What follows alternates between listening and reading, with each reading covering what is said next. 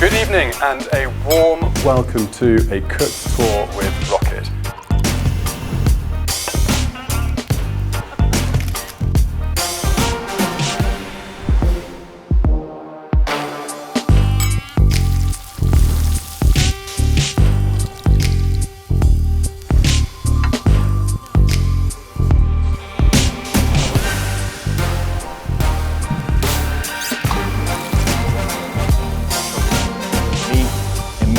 Vegetables, and as you can see, sizzle, sizzle, sizzle. And what I want to do is put the space on top yolk right in the middle.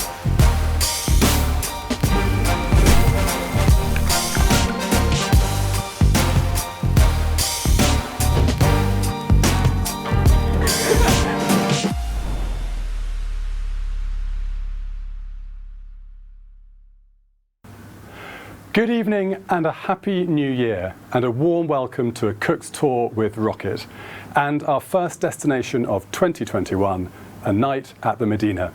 My name is Charlie Grant Peterkin and I am here, like you, to learn from the master, Ryan Stafford. Getting used to that one. Good evening, Ryan. How are you? Evening, Charlie. It's great to see you and it's great to be back here with you guys on a cook's tour. Absolutely. Had a good Christmas? Amazing Christmas. Thank you very much. How about you? Fabulous, but good to be here. Right. Well, it's pretty grim out there, but we're keeping ourselves positive at Rocket. And we hope that tonight and over the course of the next few weeks and months, we can bring some happiness to your homes with some kitchen escapism. We have a fabulous winter tour lined up with some cracking destinations and a few surprises, all of which will be revealed in due course. But tonight, we are transporting you to Morocco, to Marrakech, and to a vegan night at the Medina. It's true. Ryan. It is true. Why vegan? Do you know what? It's one of those, Charlie. It's January. You know, I get this big surge of wanting to be really healthy. We've got a big year ahead, guys. Come on, Charlie, you're feeling it. We've had some big energy in the studio today. I'm feeling January and feeling healthy and feeling there's a big start, big future ahead. And let's start with a bang. You know, healthy, a few differences, but not only that. My challenge today to bring you guys meat eaters to the vegan table and get a big green tick. That's right. That's my job, and we're going to do that, and I'm very confident about it. We've got some beautiful food lined up. A few converts out there, we're hoping, by the end of the hour's show. Exactly. And no better place to sample some incredible vegan food, but to take our intrepid cooks to Morocco, to Marrakech, and to the Medina. And, well, I can't find your knife, but I'll take these tongs, and here we are, back to the handy map to Marrakech. In Morocco, so North Africa. To the west we have the Atlantic, and of course to the northeast are the beautiful Atlas Mountains. And Marrakech, wow, I mean, what a place. Full of fantastic full of fantastic foodie places, incredible art scene, architecture, influences, of course, from the Berbers, from Europe, particularly the French, and of course there's all that influence coming across from the Middle East as well. So a real melting pot, isn't it? Sort of culinary influence. It is, and you know, lots of culture and history there as well. Like you said, the French influence, the Berbers up in the mountains as well, keeping tradition. But it is a beautiful, beautiful place and a great place to start the tour. Yeah, and in Marrakech, in the Medina, in the old town, there is the souk, and the sight and the sounds and the smells of the souk. It's bustling. It is. It's a little bit scary, the speed, you know, of people walking around bustling in the streets, and the smells are sensational. And so tonight, that's what we're doing. We're bringing those ingredients and those flavours all to life mid-January. Yes. Okay. For those who are joining us for the first time, a quick recap for others about the rules. You're welcome to cook along now or cook along later. And I'm also going to say hello to all those who are cooking on Friday. We have a team of Friday cooks, so very warm welcome to you all. You can pause throughout, so just hit the space bar if you need to take a moment to catch up with Ryan. We're going to be going at quite a lick. There's lots to get through, so do hit that space bar. And if you have any questions, then use the live chat function, and Michael will be there on hand to answer your questions. As ever, please use our social handles and the hashtag #CookWithRocket to post photographs of your beautiful creations. There we go. So, Ryan, what is on the menu tonight? I've said it, and I'm quite humble at times. and a little bit cocky at other times, but do you know what? I'm sat in the middle tonight because I want you guys to be the judges, like we just said. We've got some amazing flavours coming from North African cuisine. Morocco is the destination. We've got some beautiful ingredients, Charlie. Yep. We're going to go through. We're going to go through the season of January on our shores. We're going to really endorse things like rhubarb, root vegetables, heritage, Lucy Carroll's, family potatoes. Absolutely incredible for a tagine. We've got some couscous, some bread, some amazing dips, as always, with some beautiful little trim to go around the table. We've got everything tonight. We've got colours to brighten your January. Oh, the vibrancy of those ingredients look great.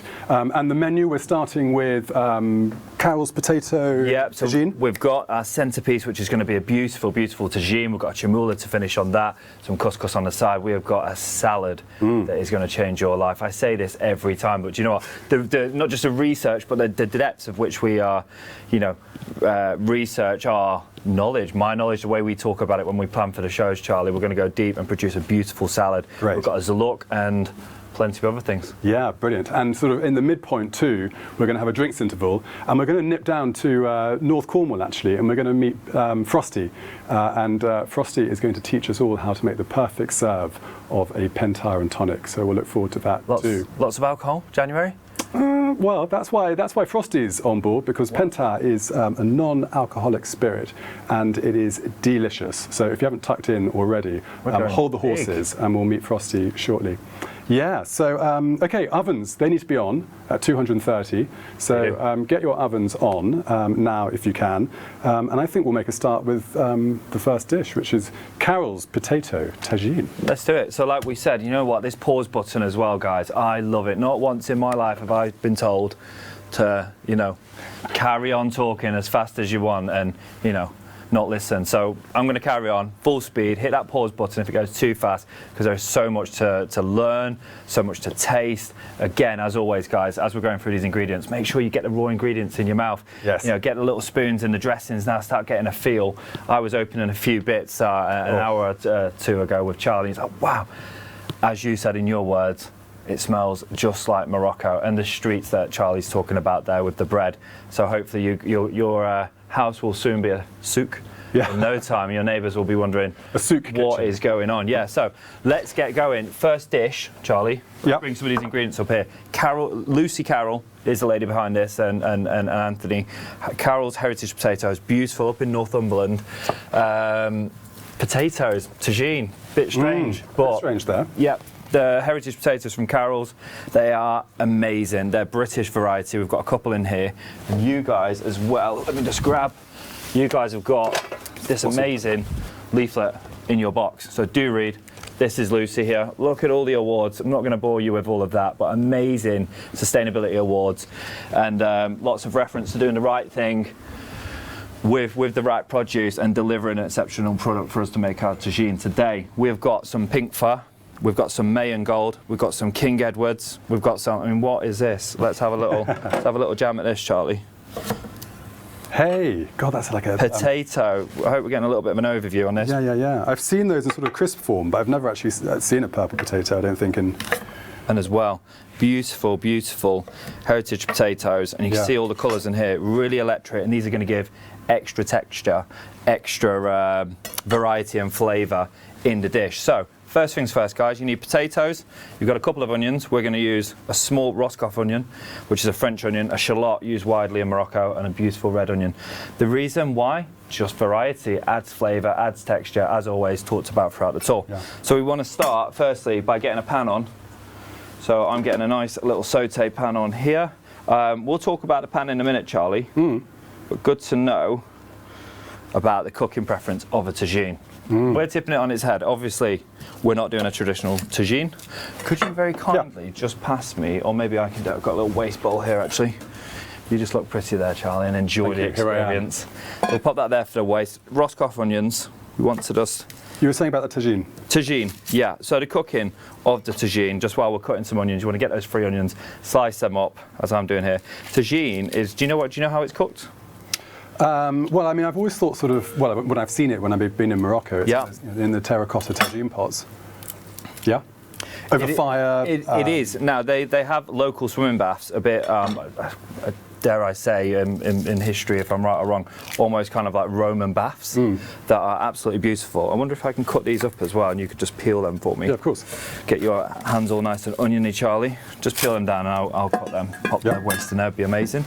Yeah, you have like these little chimney pots. And when I was in Marrakech, the first tagine I had, I was a little bit disappointed, to be honest. These like on the English chimneys that you see on top of houses, you get a terracotta kind of still sat on top. Yeah. Almost like where the smoke comes out of. Came to the table, and I'm looking at it thinking, what's this? Had a lot of foil on. And apparently what they do traditionally, the local swimming baths are heated still by a man traditionally, sat down there, fanning the flames, heating the baths, Roman bath style. And this is where you go and chill for a couple of hours while your tagine cooks underneath in the fire. And these chimney pots, they literally throw traditionally goat and lamb's heads into the pot, some potatoes, some onions, the incredible ras el hanout, which is a blend of 8 spices, using all North African cuisine, but predominantly Morocco. And they pop it all in, don't seal anything off, no stages of flavour and layers that we've talked about. And they just throw it all in, foil it up, wrap it up really well. And the terracotta is slightly porous, but it allows the heat to penetrate and just braise everything down. Incredible. It only has one option to become together one flavour, an absolutely brilliant flavour at that. But I got this tagine, and I don't know about your experience, but I had a tagine that was almost like, in my head, should be a thick gravy like a lamb stew. Yeah. Apricots in there traditionally, olives in there, you see lots of variations. This had just onions, potatoes, spice and lamb on the bone. Simple. I thought it looked a little bit grisly, to be honest, but the flavour was good. So I want to pay a little bit of kind of, goodwill to that experience today, and we're going to serve something very similar without the lamb's head. We're going to go vegan, but we're going to have a watery sauce as well, which is going to be great. So yeah, we're going to cook it in a pan, and the reason we're going to cook it in a pan is because usually you just put it in the oven and it braises.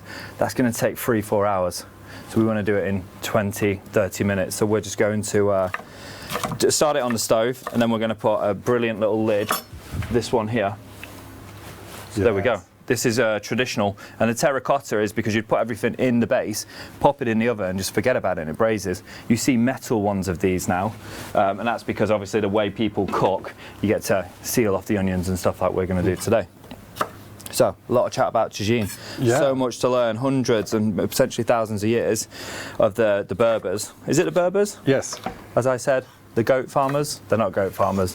They're well, they do many things, but yes, I mean they like a tagine. Yeah, they do like a tagine, yeah, I mean it's like when we were talking about the cuisine in Istanbul. It's all North Africa, isn't it? Particularly the Berbers. They're not just unique to Morocco. They were throughout the whole of North Africa. So I guess many of the influences and the flavours and ingredients, came from all over the continent. Yeah. It's really interesting, isn't it? Because they would literally travel as well, and as far as I understand from a little bit of research, sometimes they would have goats, sheep, etc., and they would eat them as well as travel and carry goods and trade wear, should I say. Sounds a bit savage, really, doesn't it? It does sound a bit savage. And living off your land. Show, so, it is. So enough chat about all the Berbers and eating their goat heads. Yes. And more about smashing up onions and potatoes, as you can see here. Yeah. So the reason I've cut the onions like this is because it's vegan, because we haven't got a juicy kind of lamb or chicken that I keep referencing. We want chunks of onion, chunks of potatoes, and you'll see that as we cut through. So what that's going to give you sort of texture, is it? Texture, exactly that, Charlie. So we're going to go straight into, I do this every time, don't I? Just want to throw it into the pan like I'm chilling at home. So straight into a bowl. Yep. All the onions there. And then we're going to pop these in, and we're just going to start sweating these down, is the term, and just start getting a little bit of that sweetness out of the onion while we chop the potatoes. So in the pan we go. Okay, any oil going in there? A little splash of olive oil. Sizzle in there, and as you can hear straight away, and we just want to start really getting the heat and the flow going in that tagine. So potatoes. So hopefully you would have all read the instructions and given your potatoes a little rinse. If you haven't, then just press the space bar. Now's a good time to do it, and then you can catch up in a mo. But these are all pre-washed.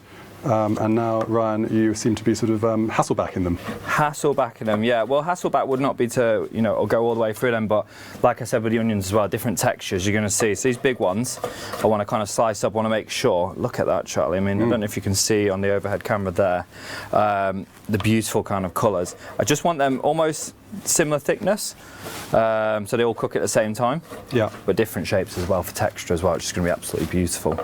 Do the purple ones last so that I don't make a mess. They're absolutely beautiful, those, aren't they? Look at them. Yeah. Absolutely stunning. So this is a new producer.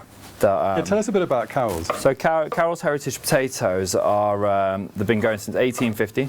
Heritage potatoes, because it's heritage, one with the seedlings, which are the base potatoes they pick every year to replant, almost when you see them in the cupboard a bit too long and they sprout. Yeah. They basically have been going for a long time, family business. Lucy herself is an absolute dream to speak to. We've been speaking on the phone quite a lot in the last few weeks on the delivery of the show. And we talked about the potatoes, we talked about the cooking, we talked about tagine. And Lucy, I know you're watching tonight cooking, so hello and thank you from everyone here. We're going to give your little babies here a brand new light, a brand new stage to play on, because this tagine is going to be beautiful. Hey, don't forget this fella. Yeah, this little fella here. Yeah. So as you can see, roughly, you could say, you got some big slices, you've got some little chunks, but all bite-sized really, in preference. And then I'm going to pop those in here. So the tagine's going to take probably around, 10 minutes to put together and 20 to 25 minutes to kind of do the cooking once it's all together. Which, I find a bit of a surprise, but this is the technique. When I was a few years ago staying in Morocco, we were talking about sort of memorable tagines, and mine for sure was we were staying in a riad and we'd come down for breakfast, and it was very, very cunning. Before we sat down and sort of tucked into delicious Moroccan breakfast, you'd have to sort of register or sign in or do something, say hello at the desk, and the door was always just left ajar to the kitchen, and out of the kitchen would be coming these smells, the aroma of this tagine, and they would look at you and in the eyes they'd say, "Sir, will you be staying for dinner?" And at that moment in time, when you're hungry for breakfast and you can smell this wonderful tagine that has been started in the early hours, very difficult to say no. So we ate there every night, and I mean, superb. Look at this guy, look into his eyes, get a close-up on his eyes, wow. He has got an experience there, and it's perfect to have that story, Charlie, because I had a very similar story. Every morning, eggs would come out, chili, some kind of like wet little marinade to go on. And you're right. You said they're called riads, yes. Guest houses. Yes. Beautiful. And a lot of that experience as well I've had, sitting down almost on the floor, really learn the most beautiful kind of embroidered cushions and stuff. You feel like royalty, don't you? And then hit with these amazing flavours. Talking about those amazing flavours, have a little whiff of that. That is what. So what is this that I'm whiffing? This is the backbone. We've got those beautiful potatoes that we talked about. We've got the sweetness of the onions. We have got the sizzle going in there, just what we want to hear. And then this is going to be the backbone now. This is kind of our stock, so to speak. It's our base that we're going to add water to. And let's give these a little toss. Are you looking for a bit of colour on there, or? Yeah, as you can see, just not really. We just want to start getting the heat going so that we're cooking on heat, so to speak. I wonder if I could very cheaply just get that bowl of water as well. Yeah. Get a bowl, that bowl full of water, because classic studio time Ryan, I have forgot my water. But you guys will need about as instructed in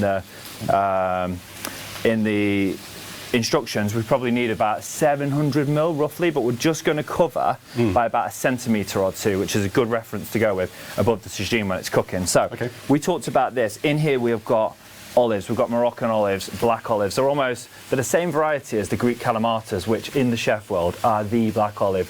They're waxy, they're sexy, purple, black, slightly salty, creamy, and they don't end with that bitterness, which I hate from the tinned black olives that you get.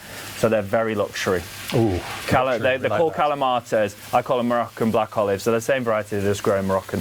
You've got those in there. You've got garlic, you've got coriander stalk, ras el hanout. Everyone can't say it. I'm probably saying it a bit wrong myself. 8 spices in there: allspice, turmeric, cumin, coriander, nutmeg, cinnamon, come on, cardamom, clove. There we go. Very good. And it was a lot to remember. Try not to burn this, but like I said, heat's in there. And then, Charlie, let's do it here. So, do you want to just pour that in there? And then I want to get the smell. Very important. So you're getting the smell as it goes in there. Do this at home. This is going to be the bit. The smoke's going to go out the studio, but we're always cooking on gas here. Really, really important. Get a little smell of that. You're going to get cinnamon, turmeric, clove. Oh, this is January cooking at its best. It is. So that goes in there. And then straight on top, guys, we're going to go with enough water just to cover. We're going to bring that up to a steady kind of boil. So when I say just to cover, it's a perfect amount of water there. And what we're looking for is we're not looking to reduce this to a syrup or anything afterwards. We're looking for it just to kind of like drop below the potatoes. The potatoes to be tender, the onions to be there, all those flavours marrying together and becoming the ultimate. I was going to say something naughty then, it just gets me going, these flavours. We'll stick to the tagine and the amazing smells that are coming from it. So we're looking to keep the lid off there, Charlie. Yeah. And we're going to keep it on a high heat, bring it up to the bowl, we're going to pop a lid on it and we're going to slightly forget about it for a while. And that can just do its thing for that easy, guys. Wow. Okay, brilliant. Yeah, exactly. Wow, that's very cool and exciting. It is. And good smells in the kitchen already. So while that's coming up, let's focus on the next bit, which is the salad. Yeah. And guys, listen, I talked about ingredients. We're getting excited about potatoes here. Wait until you see the ingredients in here. Charlie, if Look you at would. these guys. Rosella. Rosella de Louisa, or pink radicchio as it's known, and the squashes, the beautiful These are squashes. amazing. The most exciting part about this, guys, is you're either going to get one of these or one of these. And I don't know, we split it 50-50 because we couldn't decide, could we? No. We always like, Charlie, which one do we send out? They are absolutely beautiful. So we've got an onion squash here, absolutely stunning. And then we've got this beautiful, it's known as a couple of names, Crown Prince. I can't remember the Japanese name, it's grown all around the world. Yeah. But we call it Delica. And I mean, like, we've seen squashes at home and we see squashes in the supermarket. Yeah. But we very rarely see squashes like this. And so where have these come from, and where can anyone at home find them? Do you know what? A couple of can we mention supermarket names? Yeah, of course. So basically, I've seen in Sainsbury's. I've seen these before, seasonally, throughout the winter, about now. In Waitrose, they do one called the, it's kind of got like a camouflage, shaped like a bit of an acorn. I can't remember what they called it. I've never heard the name. I think they must make it up themselves. But beautiful little small squash like this. And the most incredible thing is, everyone who does do a bit of cooking at home, and I'm expecting you're all pretty much trained chefs by now, if you've been going along the series, butternut, you have to peel because it gets a little bit tough. You don't peel these. So. Yeah. Let's crack on with the first thing. We've got our ovens on 230, and you might want to, while I'm chatting about the squash, line yourself up a little tray. I'll prep both a little bit of both of these, just for the people at home, just getting a little bit of a different shot. And the idea here is we're gonna prep it, cut it, roast it. We are, yeah. Minutes. Exactly that. So first things first, I want you all to join us for our next edition at the end of the month, which is going to be Nordic. So I need all your hands together, so safety first. So you want to hold it down nice and firm, a little bit of shoulder action on there, and then we're going to take a little wedge off, and then voila, come on, I'm a dad, it's all about the safety. Keep it nice and safe. You kind of got most of the rock out of it. Actually, I'm going to go a little bit more. Don't worry, we can roast that as well. Feel that, Charlie? Okay, Nice proper sturdy. Yeah, and just while we're talking about that, I've come up to a nice swift boil here on my tagine. You just have a look at that now. Absolutely dreamy. So we're gonna now just leave that to kind of braise. Give it a little stir, make sure it's not stuck at the bottom from that aggressive kind of heat up. Okay, and that's all good to go. Don't worry, guys, about seasoning. You're like, he hasn't put no salt in. I do like a bit of cheeky salt on my food. That base has got everything in there. Pepper, spices, salt, stock. It's good to go. Lid goes on, half traditional, half modern pan, traditional top. Yeah, hybrid cooking. Your lid at home will be perfect. So, on we go with the squash. And as well, this little wax tip, be like, what's happened to this? Someone's been tarnishing it. It's actually because there's a natural flora yeast on here, and they put a wax tip on because they self-implode from the inside out. Would that be right? God. Basically, the yeast that's naturally on it, like apples, pears, that's why they make scrumpy, cider and fermentation is found on squashes in very heavily concentrate. Yeah. So basically, they put a little wax on, as you see on some pears sometimes, and it just stops the yeast. This is porous, the root, so once they cut it and cure it in the field, which is just to dry it out and allow it to become flavoursome and sweet, they put wax on it so the yeast doesn't go inside and rot it from the inside out. Well, there you go. You learn something new every day. Knowledge is power, people. So straight down, and then wait for I noticed you're using a sort of a bread knife or a serrated bread knife. A saw out the garden shed will do. So something pretty aggressive. Yeah. And voila! Look at that. Oh, yeah. Absolutely stunning, and that flesh on the outside, nice and thin, green. Not only great to look at, but as well, guys, save these seeds. Summer is coming, end of February. Leave these out on a sauce and air dry. Get growing your own squash. I'm a keen gardener myself. How about you? Yeah, averagely keen. I'm a very keen sort of mower.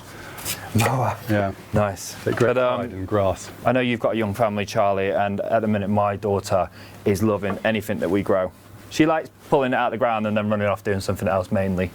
But you know, it's good for the kids. But yeah, fascinated. If you care about food, get growing. Some great seeds here as well. Oh, you work your way through. And again, look at that. So let's just compare for those at home. And are these going to taste similar? Yep. Very, very heavily sweet. Thing is about this is it almost has a little bit of a starchy end, but not in an unpolite or tarnished way, almost like a buttery, creamy, slightly potato finished way, whereas this is a bit more vibrant, a bit more butternut squash, a bit more lighter, but they both work perfectly for the salad. Cool. So let's crack on. Lots of talking. I told you pause button is going to be needed today because I've just got loads to say about these ingredients. You see, vegan, yeah, no change. Passionate about chicken, passionate about squash. This is the centre stage today. Very exciting. So what we want to do is, could you be an absolute star? Yep. And just with this spoon, just scrape those out a little bit, yeah. And I will do the other one. Yeah. I was going to say, I really am here to do your dirty work, the peelings. You see that? One day I might sort of graduate to. I don't know if I could do this without you, Charlie. A bit of bromance going on here. I mean, honestly, Charlie, it's been a great experience all through the beginning of this beautiful journey on a cook's tour. But you're more than just hands now. Oh, honestly, more than a pretty face, more than just hands, more than dressing to the occasion. Thank you. You're a well-needed part of the show now. So I think you're here to I'm making my mark. There you go. You always make sure there's alcohol as well on the show in some part. Well, not today. Yeah, but I'll let you go because it's a fantastic beverage that we've got today. So we'll let you off. So yeah, basically, that's what you're looking for. Yeah. Just finished there. Great, Charlie. Thank you very much. And we're just going to chop a few wedges. So nice flat side down again. Safety first, as we said. Get that garden machete out or bread knife, or for the sharpest knife that you've got, and you're probably looking about kind of like thumb. Mm-hmm. And the reason is I just know looking at that, that's kind of like your 10, 15, potentially even 20 minutes, depending on your oven type and efficiency. But that's all really we need from that one. Okay. So I can let you have that. And then again, same with this one. I mean, just look at those for ingredients. And all this leftover squash, our intrepid cooks at home can use tomorrow. Recreate the salad or recreate soup, chop it up. More now. Yeah. So yeah, basically, in we go. Just pop it all in there, all around each other. We'll roast both. A little drizzle of olive oil over the top. Do you season it? We're going to season the salad, and the dressing's quite heavily seasoned. So on this occasion, no. We're going to pop that in there. And that's going to take, I'd say, potentially 15 minutes. Should be nice. And we're not looking necessarily for colour. We're looking just to soften the squash and make it a little bit palatable for the salad. Good. And that's 2:30. Brilliant. So whilst that's cooking, bread time. Yeah? Bread time. I'm really curious to see what's been proving. Do you know what? I've been a big fan as well of your enthusiasm for breads on the show, because like we've said, in the journey we want to get people cooking. We don't want people to just open pouches and throw stuff on. We want the experience to be big. Yes. So the experience to be big in this case as well. Bread again, we've done pita, the flatbreads. What else have we done? Well, I think but we're coming on to this. Yeah, we've done the in the summer we did the tostadas. Yes. So we've had a little bit of dough, and also we've done a bit of pasta making as well, which is kind of similar. But yeah, you've got kebabs. So kebabs, probably saying it a little bit wrong there again, but it's a beautiful, beautiful table bread in Morocco, and it comes sometimes little burger patties, not patties, patty, like almost like a little burger bun style thing. You can have big flatbreads, and it's really what you make it. So we're going to just and it's on the table, isn't it? Sort of breakfast, lunch, it's table bread, exactly. And you see them. I see them in Marrakech stacked up. And there's loads of them, and different shapes. And some have sesame, and some have za'atar in, which is a blend of thyme, oregano, sesame, and a little bit of olive oil. And that's what these have, isn't exactly. it? Za'atar. Yeah, exactly. So not to be confused with za'atar. Za'atar, exactly. So completely different. Back to Istanbul. Wedding rings off, guys. We're about to get serious. So don't want none of that. There we go. It's okay. I've told my wife. Olive oil. Yeah, olive oil. Olive oil. No flour? No flour with this. You've got almost like, you could say, wet the fingers up a little bit on there, almost like a little pizza dough. Great. So absolutely amazing. We've made this for you, so it's already had like one nice big slow proof, developing those flavours. Yeah. I mean, just before I go, got a bit of squash in there as well for extra flavour. Amazing. Have a little sniff of that. Absolutely dreamy. Mmm. And you've probably smelled it if you've got it out at home already. You've got the za'atar in there, some toasted sesame, and the natural fermentation of the dough. It's going to be dreamy with that tagine later on. So we're just going to let's break it up like this actually. Yeah. And like I said, you could just pop this in the oven for about 20 minutes with a bit of olive oil on, and just let it come up on its own. We're going to make some nice little kind of like flatbreads almost. Look what I've got in my pocket. What is this? Well, you know, involved, aren't you? Exactly. I came prepared. It's not just a pretty face. I'm not letting you have all the fun, but then I wouldn't want to get olive oil or bread on my I might jacket splash now, a bit on you now. Okay, so just kind of flatten them out like little pizza breads like that, Charlie. If you want to do the same with yours, while I prepare a tray and clean my hands because no one gave me any gloves. Mr. Charlie. So the oven's on 230. The squash is in there, perfect temperature as well for this bread. So do not fear. Just while Charlie's doing that, I'm just going to line another tray with some baking paper, which I Are those okay for size? Are they going to sort of increase in sort of volume when they cook, or? They are, yeah. Okay. And like I said, it's table bread. It's very simple. It can be slightly toasted on top. It's really to mop up the juices, as my family would say, so around it can be the quite table. rustic. Yeah, really Isn't rustic. that the best bit of eating quite often? That's where our French friends have it so right. Bread with every meal and just mopping up the deliciousness. My wife will always say, straight Yeah, up. I'm not getting ahead of myself. Nope. And just space them. If they batch cook, which means they kind of like slightly shoulder up as they're cooking, great. If they're still separate, great. This one looks a bit like roadkill, doesn't it? Was that one of yours? Might well have been. Sorry. It's vegan. You know, we're gonna have these kind of like. Yeah, we don't need less of a complaint. No roadkill. No, okay. Okay, straight on. We're going to pop them into the oven. Just let them do their thing. Again, these can come up 2:30. It should be coming up in about 12-15 minutes. Similar time to the squash being ready. So we'll just pop those in there now. In the oven. Great. Well, we're going at speed today, aren't we? Everyone at home just listening to the intro still. I know. Well, we're doing really well, and this is quite thirsty work. So we're heading away from Morocco to somewhere quite different, to the north coast of Cornwall, to where we're going to meet Frosty from Pentire. Pentire make award-winning non-alcoholic spirits made from unique plant life that grows on the North Headlands of North Cornwall. Some of you may have tucked into your Pentire and Tonic already, but if you haven't, here's Frosty, founder of the business, to tell you a little bit more about what they do and how to make the perfect serve of a Pentire and Tonic. Enjoy. Hello, A Cook's Tour. Charlie, thank you so much, and thank you guys for having me on. I just wanted to bring you down to our local beach here to make you our perfect serve of Pentire and Tonic. And Pentire is named after our local headlands here in North Cornwall, which is why I wanted to bring you down. And they're made by distilling delicious plants that grow here on our headlands. So I'm going to make you a perfect serve and hopefully tell you a little bit about the liquid, about the flavour profile, and I'll keep it brief because I know that you're hopefully cooking some lovely food.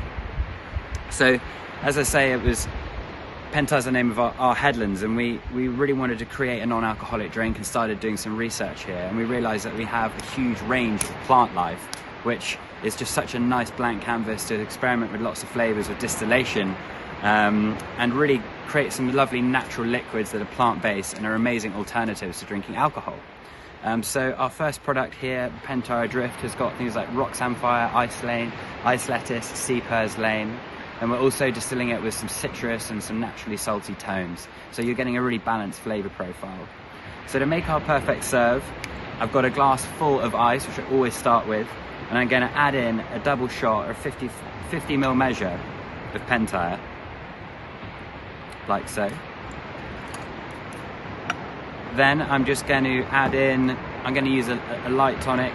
Regular or light is lovely. And I'm just going to use, probably not all the can, just going to use maybe half or 3/4 of the can. I've garnished it with some rock samphire, but rosemary is also absolutely delicious. And the flavour profile here that we're creating is something really coastal, really herbaceous, and really fresh. So it's super refreshing and uplifting, and it's a really nice evening ritual to have. So thank you guys so much. Hope you're enjoying it, and I hope you enjoy a Pentire and Tonic. Thank you very much. Goodbye. Thank you, Frosty. Wow. That was incredible, wasn't it? Like, so knowledgeable, but wow. Well, here are the drinks. We've been busy making away. Let's have a taster. Cheers. Happy New Year. Cheers. Ooh, what do you think? That's powerful. That's got a real big, I know we've garnished it with a little bit of citrus in there, but you're getting a citrus almost like, I'm getting kind of real herbaceous. Very hibiscus as well. Hibiscus as well. I'm getting almost like dry herbs as well. Yeah. That's beautiful. That's Great idea, garnishing it with the rosemary too. The sweetness of the squash Get on in the the nose. salad is going to bounce around that really, really well. Ah, brilliant. Well, should we check on That's how incredible. the cooking's going? Thank you, Frosty. Let's check up on things. Yeah, so first things first, let's have a little look at our squash. Now, my squash as well, just putting my asbestos hands into the oven. Do you want to bring it out and have a look? Or, Yeah, let's do that. and that's now hiding it all. You were slightly hiding it away. I think everyone at home wants to see how theirs are getting on. Hey, that's looking good. I've got 7 minutes left on my timer. I did say between 10 and 15. I mean, what you want to do is, guys, you just want to get a little knife, just see if the weight of the knife just goes through. That's close on some. So you can see as well a little bit more butternut squash in texture and the starchier one, but as well you want a little bit of bite in there as well. You got soft leaves and a few other soft things going on in the salad. So I reckon the 7 minutes on the timer is going to pay huge dividends to that. Okay. It's going to be perfect. Also, and the bread, how's that looking? The bread, not one to stay out the oven too long mid-rise, but again, nice. Coming up there, beautiful, almost like pizza dough lightness in there, and that's going to be perfect. So we'll pop those both back in there. And there's stuff going on over there on the tagine. There is. So tagine lid off, and we've got bubbling. Steady boil. Now, again, just want to get that knife, bring a little bit of potato up to the surface, and just pop in. There we go, nice and tender. I mean, we're cooking potatoes. It's not rocket science. You want a nice tender potato. We're not looking for mashed potatoes. So, there you go. Bit of texture. A little bit of texture there.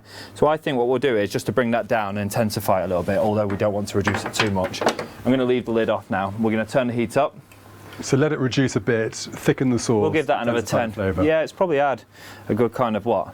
I don't know, 20 minutes, I should 20 think minutes. Yeah, Let's just keep it going until we need it, and that's going to be absolutely delicious. So great, I'm excited. Let's pop that over there, and let's get on to our next dish, Charlie. Yeah, so we're couscousing. So couscous, which is absolutely incredible. You know, it's the mashed potato to the beef in our culture, but you know, couscous is great. It's almost like the rice to the curry, but it's a couscous to the tagine. Really soaks up lots of flavour. But and before Christmas, we learned so much about rice, from steaming, fried rice, sushi rice, and I'm always making a mess of couscous. Are you going to give us a quick masterclass? I didn't realise it was such an art form. So you want to get yourself a little saucepan on and get yourself. We've got 100 grams here of couscous, and it's almost 1 to 1.2, so it's a little bit like sushi rice, like we said. Yeah. I'm going to go about 130 mil, which is in there. Yeah. Get yourself a saucepan on and put 130 mil in a pan. Okay. And we just want to bring that up to the boil. So put it on a nice high heat. That's going to take a couple of minutes. Now, it doesn't mean this couscous, so good they named it twice. There we go, dad joking. So good. I don't know why they named it twice. There's obviously a big reason, but it's great. And you can get some ready-made salads as well with a little bit of feta and stuff like that. Couscous can be the star of the show, and we want to crank it up a little bit here to show you that it can be, to stand next to this mighty tagine that we're preparing. So couscous, do you know what it is? No. Apart from couscous, obviously. No. It's semolina that's been rolled into little grains and then steamed. What, each one? Each one, imagine there's like 2 years work in there. Not really, I'm sure they've got a big fancy machine that kind of churns it out, or a grinder, but yeah, you should really look into it. I just thought it was something that was just kind of like hand rolled, which it traditionally was, dried, and then just turn my tagine down, just bubbling away. We want to bubble, a little bit of reducing But not too going furiously. on. Not too furiously. Okay. And then let's turn that one up. I turned the wrong one, Charlie. I have a habit of that. So yeah, star of the show, tagine. We have done some couscous here, and we go like for just a little bit like for like with water. 100 grams. We're going to do 130 mil, which is give or take just a little bit more. And in this base here, we've got a little bit of stock, a little bit of saffron, turmeric, some caramelized onions, and we've just kind of blended it up together. This is going to add a real good foundation, a beautiful foundation. Just to add water to it, and we're just going to cover it and leave it. And then most importantly, you mentioned the sushi rice.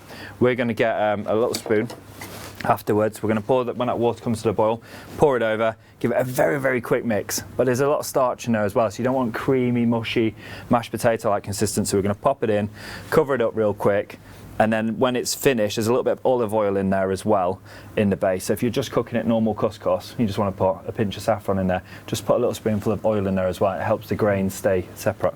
At the end, we'll just fluff it and serve it. It's really that simple. I have this horrifying moment. My mum used to buy these Ainsley Harriet little bachelor's numbers that you just throw water into, but this is the 2021 edition. Got you. There we go. And when we were talking places. about this evening's menu, you were saying that actually onions are really important, and you wouldn't go anywhere near couscous without onion. No, I think as well, jeweled, we've called it jeweled because you've got all these jeweled spices in there. The saffron's going to add, a little bit of stain into the grain. You've got the onions in there, which for me are jewels of anything. They add a great foundation to everything that is great for, slow cooking, fast cooking. We've got some herbs in there, and these jewels, absolutely amazing. Okay, so while we're waiting for that water to come up, which should be shortly, let's have a little chat about the next dish. Look at this. And we talked, Charlie, at the beginning about, we're always looking at a cook's tour to travel around the world, but also support our suppliers. We talked about the potatoes, etc. Suppliers, British suppliers at that. We are an island and we've got some beautiful produce here, and I'm very, very lucky as a chef to work with these, and in particular, rhubarb. And this is the time for rhubarb. Yeah, do you know what? August in your garden, big lily pad effort leaves that are going to be absolutely beautiful rhubarb, but forced rhubarb, January. So you have 2 seasons. The forced season, which is in the dark, no photosynthesis, the leaves are poisonous, that's why we've removed them. Little yellow leaves, searching for the light that never comes, and the soil is heated. So heat from below, they love it. Germination happens, and they come up, searching for the light, never comes. And what we do is we don't get the green, which turns a little bit sour and a little bit acidic. We get these beautiful, sweet, earthy stems of January that just bring joy to everyone. So we've got those. We've made a beautiful little tweel here, which I've tried to replicate baklava, which is all through kind of the Middle East, North Africa, honey, nuts, sugarcane syrups with philos and different pastries for a nice little tweel. And we have got coconut custard. So essentially, with this pickle we're going to cook the rhubarb in, we have got, Charlie, an absolutely beautiful rhubarb and custard crumble with a twist. There you go. I love what you've done there. There's sort of some brilliant sort of British influence and inspiration, but it's a classic. These are colours and flavours and smells of the souk. And when you're pottering down there in the night markets, you come across those wonderful stalls which just have amazing confectionery, and Turkish delight everywhere, incredible nuts, and dentists are absolutely raking it in. I do know that because they are sweeter than sweet, but delicious at that. So this is a great marriage, and I have to say I tried some of this in development, and I'm pretty impressed. It's a Ryanism. Morocco meets Britain, done brilliantly. So perfect. I look forward to that. What an intro. Thank you, Charlie. My pleasure. I'm here to make you look even better than you are.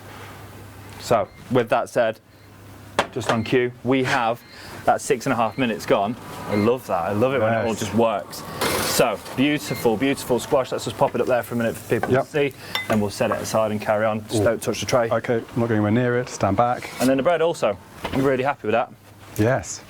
So here we go. Let's pop that rhubarb out front. So just to show everybody, so we talked about that tender little salad, really nice, just sinks in. Both squashes there because you might have had one or the other, and then the bread as well. Really happy with that. Nice crunch to it as well, and then the old nice and hollow. That's how we know it's done. Looks really unusual, really rustic. You know, we're not a master chef here. We're trying to create a nice little side dipping pizza bread-like bread, standard everyday bread in with a twist in Morocco to dip into that beautiful tagine, and we've achieved just that. Yeah, and I was asking you too about, you know, should really the bread come out of the oven a bit later? Do you want them hot? And you were saying no, actually room temperature is good. Room temp. And something that you were telling me about steam. And these 3 stages of cooking bread, but the one which people often sort of forget about is the final stage, which you should let bread cool and not cut it too soon. Is that right? Because otherwise the steam releases. It's really, really interesting that you said that, Charlie. And just while you're talking about that, well, I'll tell you what, I'll answer the question first. Okay. Bread, 3 stages, really, really important. The gluten structure, mixing and kneading, because you want a nice structure for the fermentation air to sit in and create. It's a bit like bricks and cement, I suppose. You want a building to rise, you want the bread to rise and set. That's the important part. So the mixing and kneading, not a lot in this case. And then the cooking is in 2 parts for me. The cooking is very, very important because you're proving, which we've already done with this bread as it's arrived to you through delivery. And then the steaming, the cooling down, the amount of times I'm like, oh my God, it smells so delicious. Crank, and a big amount of steam comes out. And you'd be surprised how much moisture you've just lost out of the centre. So it's called a steam cook, as I was taught by some bakers that I've had the pleasure of working with. And as it cools, that steam doesn't escape and it stays in there and it kind of sets and cools and keeps that moisture in there that gives you a nice, beautiful, moist, fluffy bread. So allowing that moisture to leave is going to actually, at the end of the day, give you a drier bread. There should be 4 parts, shouldn't it? Absolutely annihilated it and eating it as fast as possible once it's cooled down. Okay. So yeah, that might be a little bit hot. Squash, we will just pop aside and come back to that in a little while. Yeah. But couscous, that's where we're at. Water's boiling. So Charlie, you're gonna learn how it's done. Okay. So I was always taught as well that the water should always come, you know, just that level, if not a little bit higher than the couscous. Just give that a gentle little mix. Okay. You do it, just a little mix around, just mix that kind of like base into it. And you can see already, and again, the smell coming out of there, the saffron, the turmeric, those lovely onions just sweetening it, and you've got a beautiful, that's enough, that's plenty. Okay. And then we're going to pop over it. Charlie, do you have a damp cloth over there? Yeah, I do. Why don't you just pop that aside, because it's a bit of a hideous cloth. You just pop that over there with a cloth on it, or show everyone what you're doing, and just allow it to kind of like steam cook if you want. And it's really that simple, all that energy through you know, radiation of the heat's gone into the bowl, it's absorbed it, and then it's just going to keep it nice and warm and steam ready. So on to our last dish. Well, the rhubarb. Should we do the rhubarb or the salad first? Let's get the rhubarb on, I think. Let's do it. Let's get that poaching. A few minutes to poach. So you may have 1 or 2 pieces, but let's start with this beautiful, beautiful product. Let's just cut this. We're looking for kind of like, almost like finger length, you know, 1.5, 2 inches. I won't do too much. We've got the added value of having some on display, so I tend to get carried away and make 20 portions for the 2 of us. Sure, the crew won't mind. There you go. So we just want to, again, cut into, you can imagine, finger length. I mean, I've got quite small, dainty hands apparently. Not tree stumps, but just have a little around the family table, see who's got the average, and then bang, there we go. Okay. So this is for 2 portions, so I think maybe we're looking good kind of 4 pieces each. Which is a nice little portion for dessert. We're going to pop that into the pan that we had the water in because it's nice and warm. We're not looking to fry it, but then just pop the liquid in there. Gosh. And all we want to do, Charlie, and for you guys at home, smell that. Now there's the experience of the baklava. That's incredible. There's probably dentists referring to them again in Morocco, just cooking this speciality quite often. That's so sweet and floral. It is. It's really fabulous. And the syrup is poaching liquor? It's the poaching liquor. So we've got a little bit of vinegar, lemon juice in there, vanilla, some grenadine, and some rose water, which is you know, widely used in a lot of sweet. I noticed the little sort of specks too of sort of. That's vanilla bean. We never cut corners at Rocket and a Cook's Tour. Only the best. Almost the price of gold, vanilla bean, the best you can get, yeah. So we're going to pop that on, and we're just going to almost bring that. Have you got the hob on? The hob is actually going on. It's on now, Charlie. I'm going to bring that up to a light simmer and just leave that to sit while we bring our beautiful salad together. Great. So if you would be an absolute gent and just grab me one of the oranges and the beautiful Rosella de Luisa is the true name, or Pink Radicchio is a bit of an easier mouthful. Oh, that's so beautiful. And I'm going to steal. I've had my eye on this, Charlie. Hey, come on. The set doesn't fall down. Look at this, absolute dreamer of a bowl. And I just look around at plates all the time and think, oof, got an idea for that. I want to mix my salad in there. So we're going to pop that there. Yeah. And we're going to get a bit. What this rolling pin is here for? Is this just if you get out of control? I don't know. I've been looking at it for a while, wondering if you brought it along. It'll give me a little beat when I'm talking too much. So basically, take the stem off. I mean, look at that. So where do you see colours like that? There's not many, vegetables in general. You don't really see such a beautiful kind. It's almost like a Barbie pink, isn't it? Yeah, or blushing pink. It's a nice way. So I've give these a little bit of a wash. They've had a rinse as well, but if you guys want to give them another little rinse, pause button now, and that would be a great time to do so. And like I said, that rhubarb, we just want to bring it up to the boil. We're going to simmer for 1 or 2 minutes and just set it aside. We want a carrot-like with bite texture, al dente, as we call it in our world. Rhubarb raw, not the nicest. Rhubarb overcooked, stewed rhubarb, bit granny style, not what we're looking for. So we'll let that do its thing and we'll come back to that. So Charlie, I wonder if you could just, a little bit of this, look at this, kind of right up your street here. No egg cracking today. No egg cracking. And the first time in a few shows as well that we haven't been doing frying. Yeah, I know. On that. Studio fire extinguishers have disappeared. It's a New Year's resolution I've seen. In fact, you don't do New Year's resolutions, do you? You do. What did you call it? I don't have New Year's resolutions, Charlie. I have New Year's evolutions. Evolutions. Oh wow! Do you know what? I'm definitely a deep thinker, aren't I? Do you know what? I'm the same person I was. It's mid-January now. I'm the same person I was mid-December. And it's just a constant flow, isn't it? Of saying, hey, listen, I look at dishes from a year ago and think, I do this so much better now. The team makes that better. I've seen this better, and it's you're constantly evolving as a human. Why put the pressure on yourself to just suddenly black and white style? Yeah. I did this and now I don't. It's a lot of pressure. It's a lot of pressure. What are you doing there? It's an orange, Charlie, and I'm about to cut it up as I'm chatting away. Evolution, though, I just look at goals. I look at I want to be nicer to people. I want to cook tastier food. I want to find new ingredients, work with new people. Okay. And I want to enjoy. So what's hot and what's not for 2021? Do you know what, as well? I think it's a really, really interesting time because everyone's been on ice. I've been on ice. Yeah. Apart from a cook's tour hasn't. A cook's tour. That's why we're getting so much energy. And just while we're doing that, just to stop for a minute. So this orange as well, they're blood oranges. Now, it's a start of the season, and the blood oranges are a sanguinello in variety, which is a Spanish name that's been given them. They look like normal oranges, and as we get through the season towards March, so if you haven't got blood, not real blood, but the blood orange as the term goes, or if you've got a little blush on the outside and you open it looks like one of the oranges I had over Christmas, not very fancy. That's fine. It's the flavour we're looking for. And if you've got a nice little blush, great. As we get towards March, they almost go blood red in the middle. So do not fear, people. Going back to my college days. Have I done enough here? That's beautiful, Charlie. It looks absolutely stunning. Thank you. We're going to top and bottom off, as you can see there. Just a nice sturdy. One of the first things I did in college, Charlie. I can imagine in college you probably get you doing 20,000 of these. Yeah, the key is just to take the first one off, it doesn't really matter. But then the second one, you want to try and get down so there's no white, which is the pith. And again, serrated knife. The bread knife is getting a lot of action. Do you know what? I used to get told off in the kitchen for using a bread knife because, a saw will cut down trees, right? So you get into the habit as a chef of using them, but then they're not the most refined tools. Yeah. But for stuff with fibres, such as this, garlic, leeks, they're great. Squashes, you're talking almost like something close to wood with a heavy squash like that. So you've got to use the right tools for the right job. Really important, and good that you noticed that. It's a good point. So show everybody this.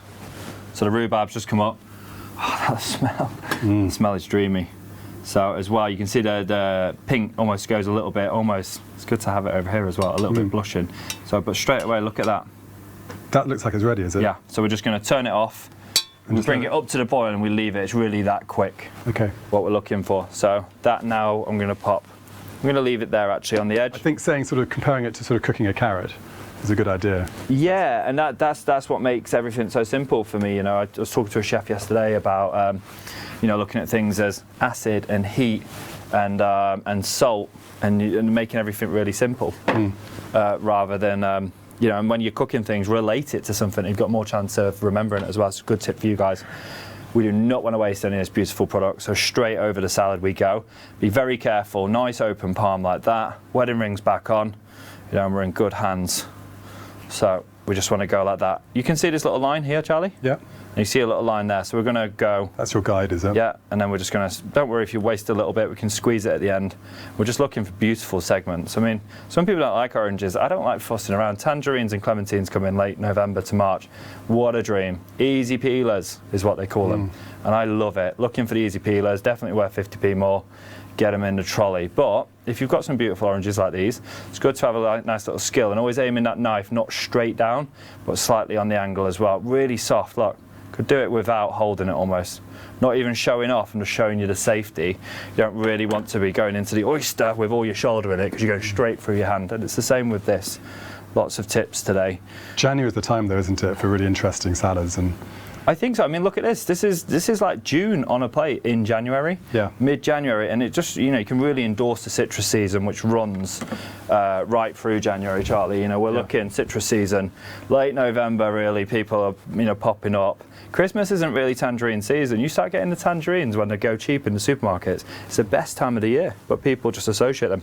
Squeeze the orange on. We've got some brilliant cooks at home, and I'm sure many of them are probably having a sort of a health kick to start the year, and might be sort of halfway through a vegetarian January or a vegan January, and looking for a bit of inspiration. They probably sort of, at the midpoint of the month, you start sort of sinking down, thinking, what's this all about? Can I continue to the end? And maybe this is a little sort of pickup, a little bit of inspiration about how you can create some bright and vibrant salads. Give us an idea for another salad you could do. What, for this time of year? Yes, this time of year, so vegan again. I think you're looking as well, like, let's go warm salad straight away. So just top of my head. Korea that we just did, great broccoli. So all the sprouting broccoli, brassicas are in right now. Great opportunity to just steam some broccoli or put it in a pan, turn it on, no oil, sizzle, sear it, sizzle, blacken one side, almost leave it raw, put it on a pan, a bit of parmesan, lemon juice, and olive oil, and salt. It's that simple. Or get into your roots as well. Squashes, I very much get one of these whole squashes and just grate it and make like a squash slaw, a little bit of apple in there, a little bit of mustard, a little bit of olive oil. Just start, you know, coleslaw doesn't come with mayonnaise with some ribs and corn all the time. You know, you can really switch it about a little bit. Are there some good food writers, I don't know, influencers, bloggers, cooks, chefs? Really big fan at the minute. Ben Tish down at Norma, down in Goose Street, Fitzrovia. Fitzrovia, stunning. You know, he takes influence from North Africa, Italy, Spain, twists them all together. Absolute legend. So we would use this amount of squash. I've used 2 types. Obviously, you'll have 1 type at home. Both beautiful. I'm liking the way this looks on here, you know, Charlie. It's great. Good choice of dish as well. And I'm sure Rach doesn't mind that you've just stolen it from the set. She can have it back. She can. You can have it back. And a dressing. Yeah, so beautiful dressing here. Truffle. What's it? Well, Morocco. Berbers, goats, handful of truffles. Never. It's a classic rye, a classic Ryan rocket number.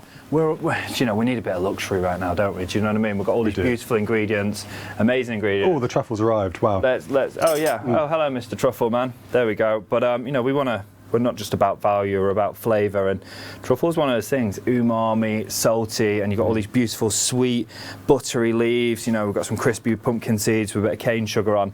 You got that really sexy pomegranate coming through, the acidity, truffle just to settle everything down. We're talking about a salad here, aren't we? Here we are. Changing gears very fast. So on we go. I tell you what, Charlie, have we got another serving bowl for this? Because we'll toss this up a little bit. Or do you like it in here? I think it's great in there. I think just dress it and leave it as it is. Yeah. Sort of an open salad. It's beautiful. So there we go as well. And do you know what's great for this? Why don't we, have you got that couscous? Let's have a little look. Oh yeah. Couscous is here. Oh, voila. And it's done. That easy, guys. That's what we want. So just to jewel that up, let's get a bit of dressing in there as well. A little squeeze of lemon with those sweet onions always works. So a bit of dressing in there as well. Never planned that, just thought it'd be delicious. So let's pop that in the bin. And Charlie, I think we're almost ready. Well, we're there. We're getting really close. But hold on, there's the Zalouk, isn't there? There is the Zalouk, actually, but that's a good one. I'm looking at the clock, and we're sort of on the hour mark now, so we're going to have to, you know, slip into 6th gear. Crank it up a little bit. Yeah. So what am I trying to do here? Let's get the hands involved. That's what we're meant to do. So we've got in that dressing, there's some lovely seasoning. You've got some truffle, you've got a touch of garlic in there, pomegranate, acidity, sweetness, all these lovely textures going on. We just want to get true kind of, do you know what, I want to say Jamie style. I was going to say, this is your Jamie Oliver moment. This is, you know, I've been very lucky to work with Jamie for some years earlier in my career. And, you know, it is a very Jamie moment. And that's probably where adhering to these beautiful ingredients comes from, and respecting them so much. Let's just kind of mix them up a little bit, get a little bit of height, a little bit of squash there, get a little bit of chefy. Do you know what as well? I was saying to our head chef at Rocket, French as we call him, Matthew de Franza. Yesterday I was saying, have you seen some of you guys sending the pictures in? Wow, I was like, some of the dishes are plated better than what I do, French. He's like, I know, have you seen them? Really so guys, really impressed with what's going on out there. Let's clean that bowl up. Let's finish with some beautiful cane sugar. Why cane sugar? Cane sugar, why cane sugar? Well, because one of the biggest exports out of Morocco is cane sugar. They absolutely love it. They've got to grow the main ingredient for that lovely, beautiful baklava. And that's what they've done. So sweet, buttery, pickly, truffly, citrusy, crunchy, absolute dream on a plate. There you go. Amazing. Salad done. That is a thing of January beauty. Should we pop it down here? Let's pop it over there. And Zalouk. Zalouk, let's do it. And then we'll do the plating up. Could I have an absolute beautiful plate? That would be absolutely amazing. Do you know what? I've got a habit of this.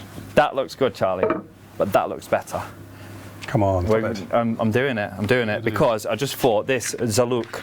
The only thing out of a packet today, we do love our sustainable packaging, absolutely amazing, but we love as well just kind of like presentation when it all comes out as well, showing you how special these magical ingredients are. Zalouk. Yes, this is cool. Let's go a bit rogue here. So Zalouk is something that's going to be an absolute dream. You've got that lovely star of the show, Tagine, with the potatoes, and you've got a zingy, sweet, crispy salad that we've just spent a lot of time talking about. You know all about that salad. And Zalouk is an aubergine stew almost. With some celery, some onions, you got a bit of sweet paprika in there. You're going to have to do what every chef taught me not to do. Never straight out of the pan. Spoon, finesse, chef, spoon, finesse. But you know what, this is for you, chefs. I made it, I'm here, I'm doing it. It still looks good. All of them. Towers, you regretting not having the bowl the correct way up now? Yeah. No, it's going to be absolutely perfect, and just ruffle that up a little bit. That's cool. You could put that. It looks cool. It looks like the little. You've been to the Riyadh. It looks like the little kind of like waterfall was little fountains with rose petals in them. Yes. East Salomon would be proud of that, I think. And then let's break some of this bread up. Charlie, try that. It's a strange rustic bread. Still nice and warm too. Yeah, and but no steam. It's got the texture. Nice. Za'atar. Za'atar, and we just break that all around. Just leave some whole. Just pop that bread there. Absolutely stunning. Sorry, that's my rather. And there we go. One. You just pass me the herbs there as well. Yeah. Okay, so as well, really nice way for this to come together. This is seen as a bit of a sidekick, but not for me. We've got stars of the show everywhere here. We said at the beginning, Charlie, we're just being an absolute gent. Yeah. Mint on this is a game changer. You've got a fried aubergine, you've got some lemon juice paprika in there, some celery, still a bit crunchy, and the richness is just lifted by mint. So strange, so Moroccan. They love a mint tea over in Morocco. Tea, so do I. Mint for garnishing things is an absolute dream. So a bit of mint on there, a little bit of coriander. If there's a bit of parsley in there, just rip it up, Charlie. Yeah. And then let's pop it down here, and we're good to go with plating the rest of the dishes. Look at that. How have I done? It looks good. Boy, can I garnish. There you go. Another lovely bread round there as well. Let's pop that down there. I tell you what, plating upside down does have its downfalls. Can't lift the thing. So, okay, Tagine. Tagine first. Rhubarb and custard. Could I have the lovely Tagine pot? Yeah, of course. And let's take the smaller one for the couscous as well. Why not? Okay, beautiful. So Tagine, guys, been ticking away over there. I need a big spoon. I do love my utensils. Look at this, so spoiled. That has reduced a bit, hasn't it? It has reduced. And have a little waft of that. It's rich. You've got the nice potatoes that are now nice and tender. And this, Charlie, you can see those beautiful olives now that we talked about at the beginning. This is how it was served to me. This is very authentic. It was served out of a terracotta pot on a rooftop looking over the main square, which was so amazing that I forgot the name of the square. But I did not forget the experience. And this gentleman said, "Your Tagine, sir," with my now wife. And we just sat there with the most strangest experience, thinking, "Oh, chef, that isn't reduced enough. That doesn't look like Tagine." What a moment! What a moment! And then I put it in my mouth. It's absolutely beautiful. I know, and that's one of those great things. And I'm going to do it right here. And I'm going to grab something from Rachel's set. There we go. But there's that moment, isn't it, when it arrives on the table, and you know, it's the cloche. It is. I'll just pop a bit of sauce over there. Sauce on. It is the cloche. It's the. And you've no idea what's going to arrive. The reveal. Yeah, exactly. And then you get this sort of grand reveal, and there it is, and all the aromas, and you go, wow. You just hope there's not an old boot. It's everything that I want this to be, Charlie. It's absolutely delicious, and it doesn't stop there. As with the pesto to the chicken, the rosemary to the lamb, chamula is a table sauce that's made up of a little bit of paprika, garlic, cumin. For a finish, this is again. And this recipe for you, this came from a friend of yours, isn't it? It did, and Jerry, he's a gentleman, a chef, probably about 70 years old now. I worked for him for a few years. Very aggressive chef, very bossy, very bossy. But Jerry, thank you so much for teaching me this. He's from Agadir in, I hope I said that right, in Morocco. Yeah. And he taught me this. He said, what are you doing, Manchester? Get out of the way, and brought me over. And he didn't really have a recipe, but this is what I recorded from the experience. And it's paprika, chili, coriander, parsley, garlic, a little bit of cumin in there, some lemon, red wine vinegar, really important, and finishes this dish off absolutely beautifully. Great. Couscous. Couscous. So, Charlie, we talked about fluffing there, and look at that, just fluffs up. Perfect. I would love something to go wrong on this show. We don't rehearse this, and I would just love this to. I would love this to just go wrong one day. But we talk about things a lot, don't we? And then we just sort of throw caution to the wind. We just do it. We just do it. Make it happen. It makes the best convos. Where did you learn sort of, you know, skills in sort of vegan or vegetarian cookery? Do you know what? It's probably we've touched on it, I think, in one of the other shows. Could I just very kindly just give you that over there? So, you know, when I was a personal chef, I cooked for a lady, a private chef. I cooked for a lady that was macrobiotic, so that was the start. And also, I've done a lot of work with some athletes. You all may know a lovely gentleman, pretty hench, called Anthony Joshua. I've been very lucky to work with him for a few years as well. And his amazing nutritionist, Mark Ellison, who works at Man United, looks after all the athletes, keeping them really, really looking and fit and healthy. I've worked with him, and that's where a lot of experience. It really set off a spark that's really just got me going. I love healthy food, and you research. You know, we're in such a social, time where we can get a spark and research it. We've got books, we've got the internet, we've got people. I'm really just kind of self-taught and just travelling with my own experience. It's really sort of en vogue at the moment, isn't it? So we've got one more dish to go. Let's go with the rhubarb and custard. Okay, that would be absolutely perfect. Yeah, that one there. So it's looking good, isn't it? Look at the colours we've got here, Charlie. Absolutely amazing. So that rhubarb, let's give my spoon a little clean. That rhubarb is this is I'm not going to poached to perfection. Poached to perfection. Let's just sit that with a little bit of pickling liquor. Just be gentle when you get it out, because it's going to be a little bit tender.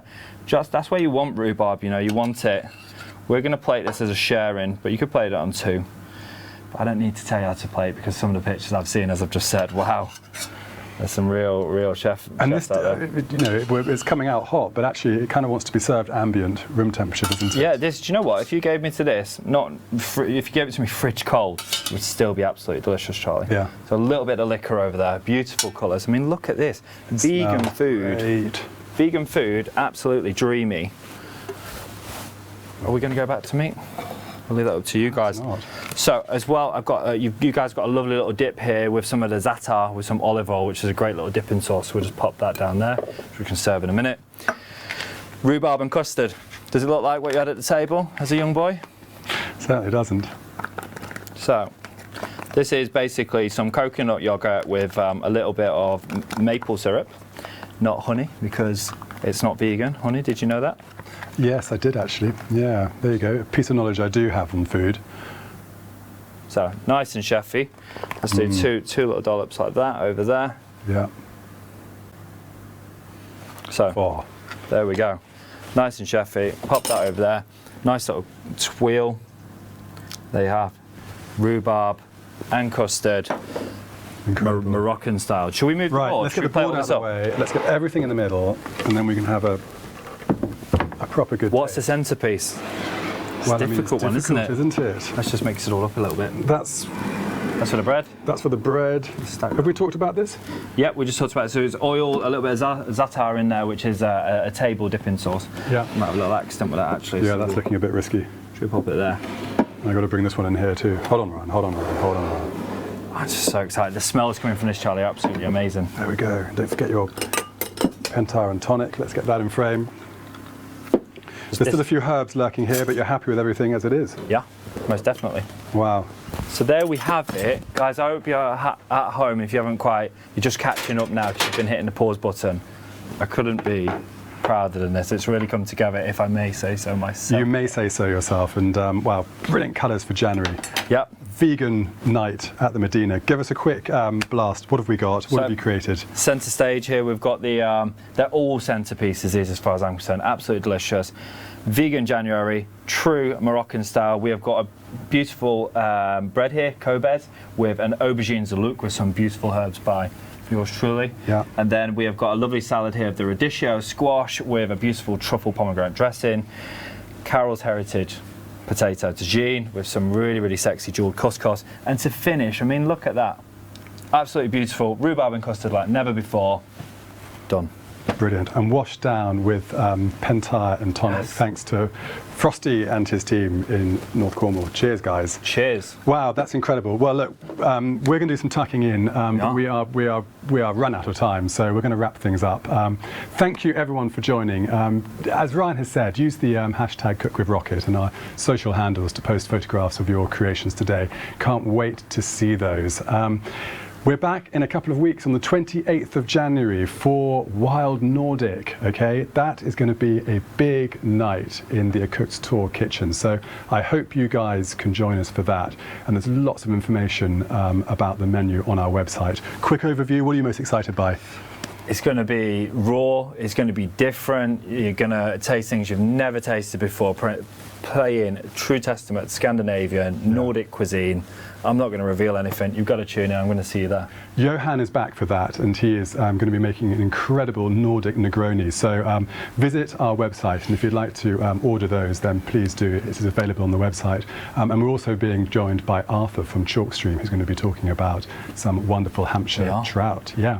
So that's it from us. Please do tell your friends and family. Thank you very, very much for joining, and we look forward to seeing you in a couple of weeks' time. Bye. Bye.